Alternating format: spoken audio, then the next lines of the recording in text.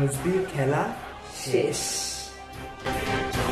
সুতপা, তোরা একদম ঠিক করলি না, তোরা এটা একদম ঠিক করলি না।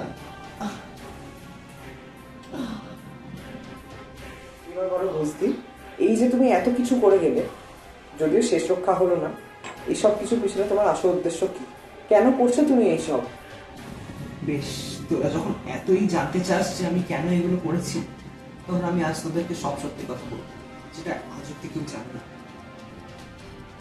তুমি কি সত্যিই কানে শুনতে পাও না? তুমি কি সত্যিই চোখে দেখতে পাও না ঘুষদি? নাকি এসব সবই তোমার ছলনা? তোমাকে সবকিছু আজকে বলতে হবে ঘুষদি, না হলে আজ তুমি এখান থেকে বেঁচে ফিরতে পারবে না। আমরা তোমাদেরকে ছাড়বো না। তুমি জানো না এই সুতপা আর চম্পা প্রয়োজন পড়লে ঠিক কতটা ভয় করতে পারে। আমার আসল নাম ঘোষদি নয়, আমার আসল নাম রুমালি।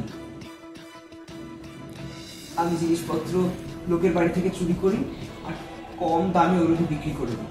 এটাই হচ্ছে আমার আসল পরিচয়। আমি এখানে থাকিও না, আমি আসলে রূপ বদল করে এখানে এসেছি।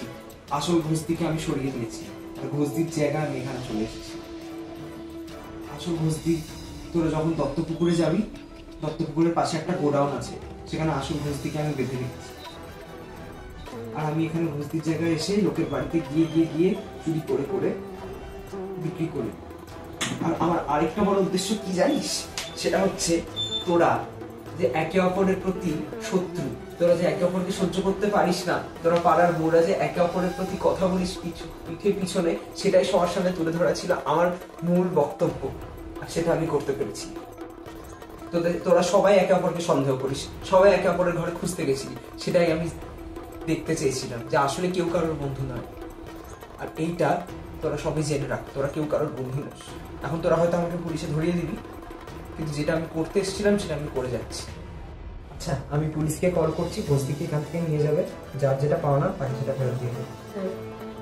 হ্যালো, পুলিশ স্টেশন, আমি গোলমাল অ্যাপার্টমেন্ট থেকে সুতপা বলছি। একজনের এগেনস্টে কমপ্লেন আছে